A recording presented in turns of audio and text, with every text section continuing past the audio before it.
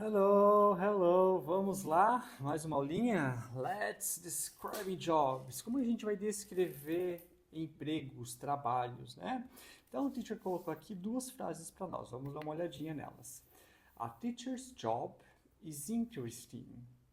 A teacher's job is interesting. The teacher has an interesting job. The teacher has an interesting job, certo?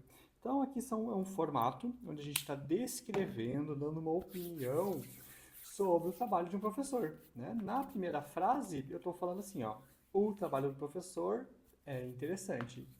Na segunda frase significa o professor tem um trabalho interessante, certo? Vamos colocar a tradução aqui do ladinho para ficar mais fácil a nossa compreensão. A teacher's job is interesting.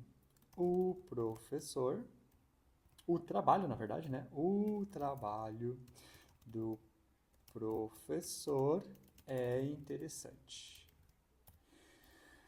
The teacher has an interesting job.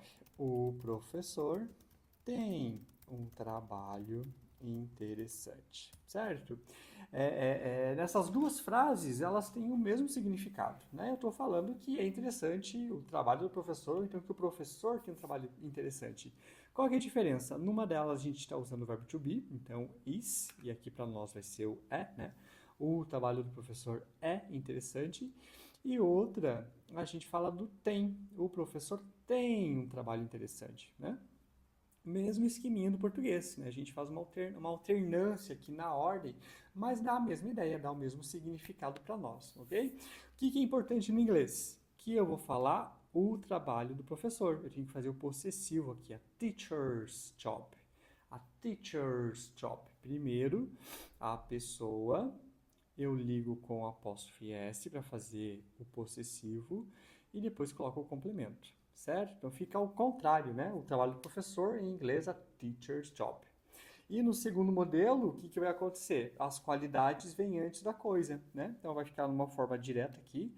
O professor tem um trabalho interessante, né? Então eu vou fazer, né? No português é trabalho interessante, no inglês eu vou fazer a alternância. Interesting job, certo? Ambas situações a gente está falando, dando uma opinião, descrevendo como é o trabalho. Uma delas é com o verbo to be e a outra é com o have. Vamos fazer esses exemplos aqui? A doctor's job is difficult. Então a gente falou que o trabalho do médico é difícil, certo? A gente vai falar ao contrário. Então, the doctor, o médico, has a difficult job, certo? O médico tem um trabalho difícil. Faço alternância aqui com o difficult job. E assim a gente está descrevendo de uma maneira diferente, de um formato diferente, descrevendo os jobs, ok? Próximo exemplo. A server's job is easy. O trabalho do garçom é fácil, né? Que é só exemplificativo, tá? Para a gente fazer as descrições. Então, the server has an easy job. The server has an easy job. Colocamos primeiro a pessoa, né? O garçom tem. E aí faz a alternância. An easy job. Certo? Nos dois exemplos, vamos fazer o contrário. O cozinheiro tem um trabalho estressante, então the cook's job is stressful. The cook's job is stressful. O trabalho do cozinheiro.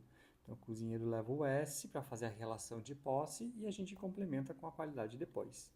Nesse aqui, a driver has a relaxing job. Então, the driver poderia ser também a driver, aqui não tem problema nenhum. A driver's job is relaxing. Lembrando que são exemplos, né? Exemplificativo, não que seja a opinião do teacher aqui, tá bem? Então, para falar, dar uma descrição, falar até sobre uma opinião, a gente pode usar esses dois formatos de frases. Uma delas usando o verbo to be, o trabalho do médico é, o trabalho do professor é, o trabalho do engenheiro é. Ou então usando have, que é o ter. O professor tem, o engenheiro tem, o médico tem. E aí faça a descrição no formato ali, certo? Então, olhem novamente, façam as anotações aqui dessas frases que a gente viu, e aí depois vocês vão praticar, tá? Esse primeiro exercício é parecido com esse que eu fiz com vocês. Então, temos um formato, aqui nós temos o verbo to be, então na resposta vai ser com have. A 1, a 2, a 3 tem que usar o have. 4, 5 and 6, we are using have, let's use to be. 4, 5 e 6, temos ali o have, o has, né, que é a terceira pessoa, a salesperson and accountant. Aqui a gente vai trocar, vai usar ele com o verbo to be, certo? E mais uma parte aqui, exercício para vocês. Que trabalho é dangerous? Ah, dangerous, I think dangerous is firefighter. Exciting, exciting, I think a reporter is exciting. Vocês vão dar a opinião de vocês. Perigoso, trabalho do bombeiro. Empolgante, do repórter. Interessante, do médico, doctor. Vocês vão preencher com a opinião de vocês, certo?